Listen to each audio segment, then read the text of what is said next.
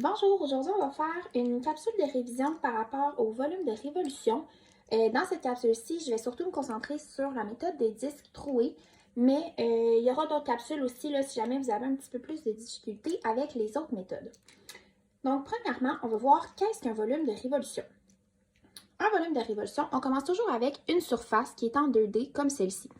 Cette surface-là va venir faire un mouvement de rotation autour d'un axe qui va être notre axe de rotation. Dans ce cas-ci, ça va être l'axe des X, juste ici.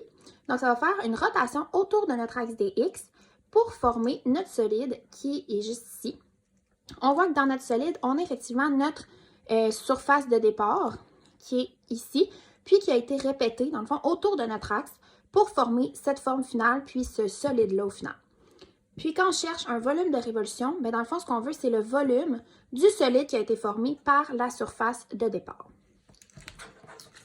Aujourd'hui, ce qu'on va faire pour trouver, dans le fond, bien, pour travailler les volumes des solides, surtout plus précisément avec la méthode des disques troués, c'est que j'ai pris un exemple. L'exemple se retrouve à la page 175 si jamais vous voulez, du manuel de calcul intégral, là, si jamais vous voulez aller le revoir. Puis, on va vraiment décortiquer chacune des étapes, une après l'autre, puis s'assurer que vous les compreniez bien.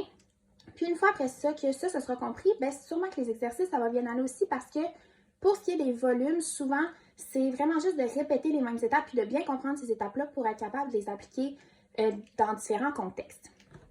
Donc, ici, le but de l'exercice, c'est de calculer le volume du solide qui va être obtenu par la rotation autour de l'axe des abscisses de la surface S délimitée par les courbes Gx égale 2 moins x et f de x égale x à la 2. Ici, le graphique a déjà été fait. On voit que fx, ça va être notre parabole juste ici en rose, alors que gx, ça va être notre pente ici qui est verte. Donc, la première étape, ça va être de venir tracer la surface S. Des fois, elle va déjà être tracée, d'autres fois non. Dans cette capsule-ci, on va vraiment tout faire les étapes pour être certain que vous compreniez vraiment tout. Donc, la surface S, dans la question, on voit qu'elle est délimitée par les courbes Gx et Fx. Donc, il faut que ce soit entre nos deux courbes, notre surface. Donc, on voit que ça va être juste ici,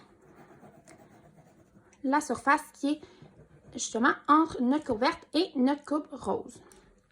Ensuite, on va venir tracer l'axe de rotation. L'axe de rotation, encore une fois, des fois, il va être donné, d'autres fois, non. Ici, dans notre question, on avait un petit indice, ça disait que la rotation se faisait autour de l'axe des abscisses. Notre axe des abscisses, dans le fond, il faut savoir que c'est l'axe des X. Si on avait dit l'axe des ordonnées, là, à ce moment-là, ça aurait été l'axe des Y. Là, ici, si on dit que ça tourne autour de l'axe des abscisses, c'est comme si on disait que ça tourne autour de l'axe des X. Donc, notre axe de rotation, ça va être ça ici. Donc, ce qui a été mis en jaune. L'étape 3, maintenant, ça va être de tracer une bande rectangulaire qui va de la courbe extérieure délimitant la surface S à la courbe intérieure délimitant S.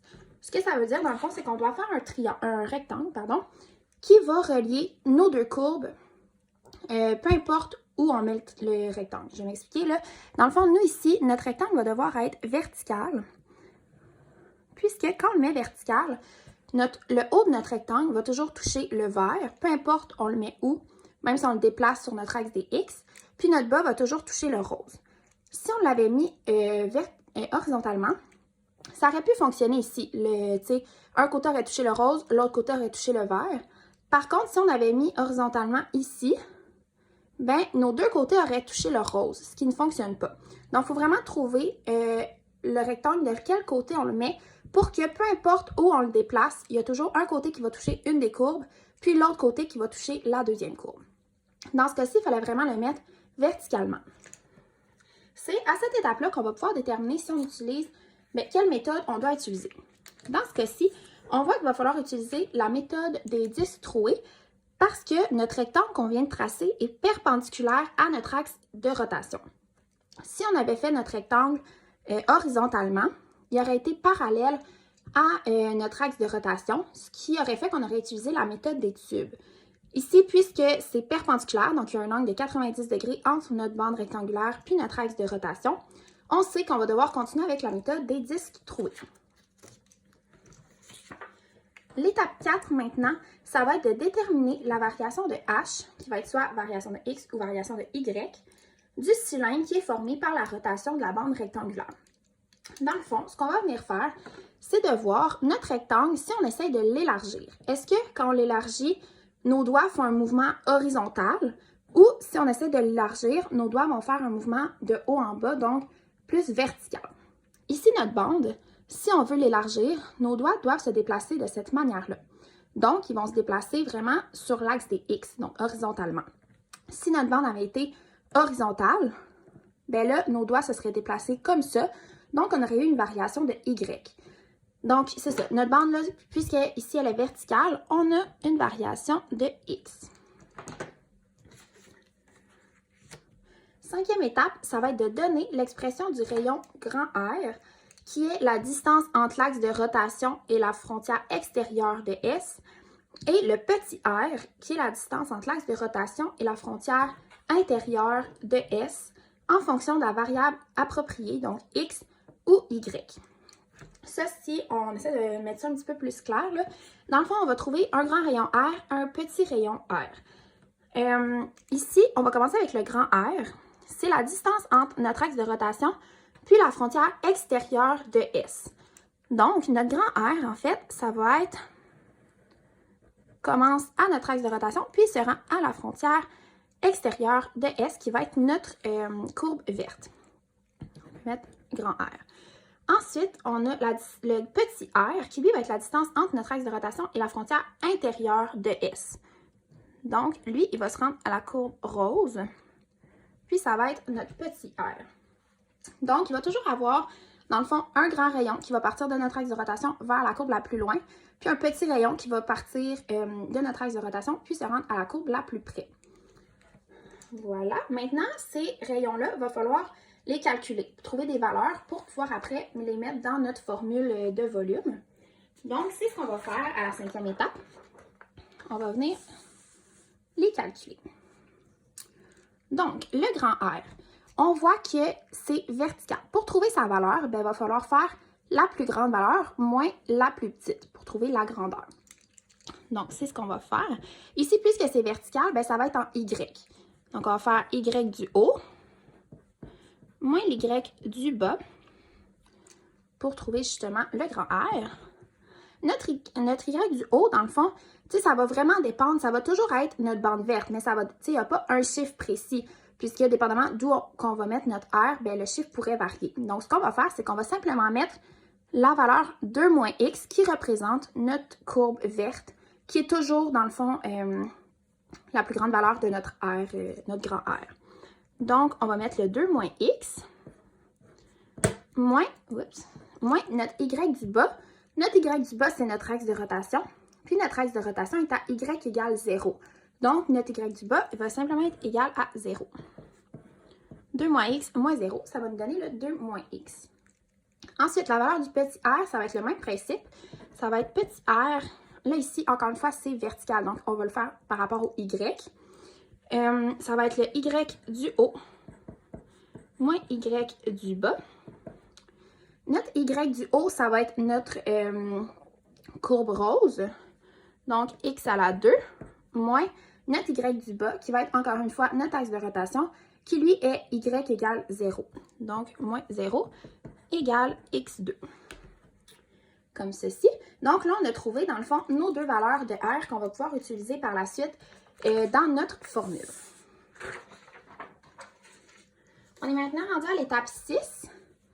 L'étape 6, c'est de trouver les bornes d'intégration, c'est-à-dire les valeurs entre lesquelles la variable h va varier. Les bornes d'intégration, c'est de venir voir c'est où que nos deux courbes vont se rejoindre, vont se toucher. Sur notre graphique, on voit que c'est ici, puis ici. Donc, on va vouloir venir trouver les deux valeurs de x où nos courbes vont se toucher. Donc, encore une fois, on va devoir faire un petit calcul pour ça. Des fois, ça va être donné. D'autres fois, il va falloir les calculer. Ici, on va faire un exemple de calcul là, pour être certain que vous soyez en mesure de les calculer si jamais vous ne les avez pas, qui vous sont donnés. Donc, pour trouver où deux courbes vont se rejoindre, il faut toujours faire une équivalence entre nos deux courbes. Donc, ici, on va devoir faire f de x, qui va être égal à g de x, qui sont nos deux courbes. Notre f de x, on se souvient que c'était x à la 2. Puis notre g de x, c'était 2 moins x. Ici, si on veut comme retrouver... Là, ici, le but, ça va être d'isoler le x, dans le fond. Pour isoler le x, moi, je vais faire la formule quadratique. Donc, je vais envoyer mon x à la 2 de l'autre côté, ce qui va me donner moins x à la 2, moins x plus 2. Ici, j'ai inversé mes deux termes, mais on aurait pu laisser plus 2 moins x. C'est la même chose. Donc, ici, je vais utiliser la formule quadratique pour trouver ma valeur de x. Donc, l'opposé de b, plus ou moins b au carré moins 4ac divisé par 2a. Donc, mon b, on se rappelle, c'est mon deuxième terme. Donc, c'est moins mon deuxième terme qui est moins 1, plus ou moins, mon b, c'était moins 1, à la 2, on n'oublie pas les parenthèses, moins 4, mon a, c'était moins 1, mon c, ici, c'est mon 2, divisé par 2 fois mon a qui était moins 1.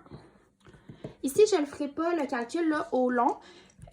Moins 1, ça va me donner 1, plus ou moins tout ce qu'il y avait à l'intérieur de ma parenthèse. Si on le calcule à la calculatrice, ça me donnait 9 sur moins 2.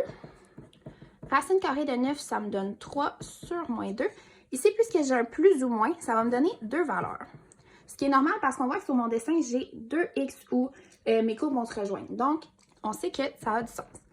Si je commence avec le côté plus, si je fais 1 plus 3, ça me donne 4 sur moins 2.